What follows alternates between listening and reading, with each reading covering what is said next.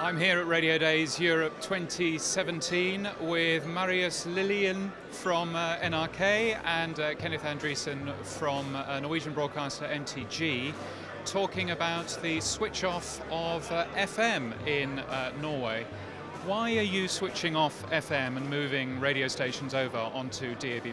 Well, the first and obvious reason is that on FM it's only room for 5 national radio stations, but on digital, on the DAB+ and on IP, it's 30 radio stations now, and it's room for more. So the obvious reason is more content, and for the commercial broadcaster, it's very important to have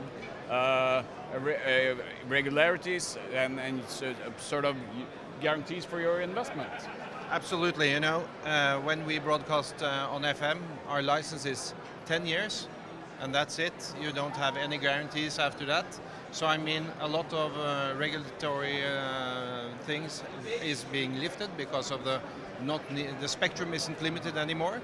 So that is also, besides from the content, of course, a really huge advantage for the commercial side of the business. And then Norway is it's the longest coastline in Europe. It's a really big country, but only 5 million people. So, like in the UK, double distribution is not such a big issue.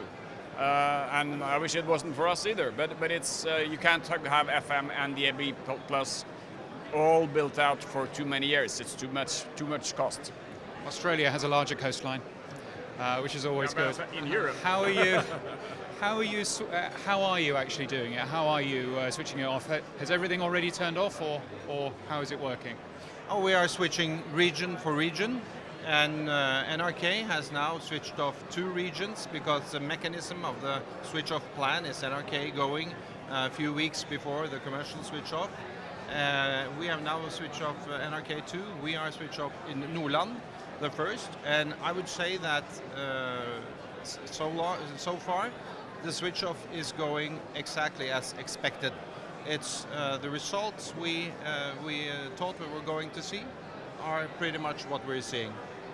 Yeah, Marius, you showed us some of those figures. Yeah. Are you pleased with them? Yeah, it's. In terms of reach, which is what we can see very clearly, I think it's maybe a little bit better than it's better than we feared. So now 86% of the listeners of the radio listeners in Nordland is now listening to digital radio every day, but the total reach has gone down a little bit from 74% to 64%, but it's growing week by week again. So I mean, if it keeps growing like we've seen it very steadily the last couple of months, it'll be 100% digital listening by around September. So it's good prospects. Well, thank you. I'm James Cridland, the radio futurologist, and we'll have more from Radio Days Europe right here. Keep listening.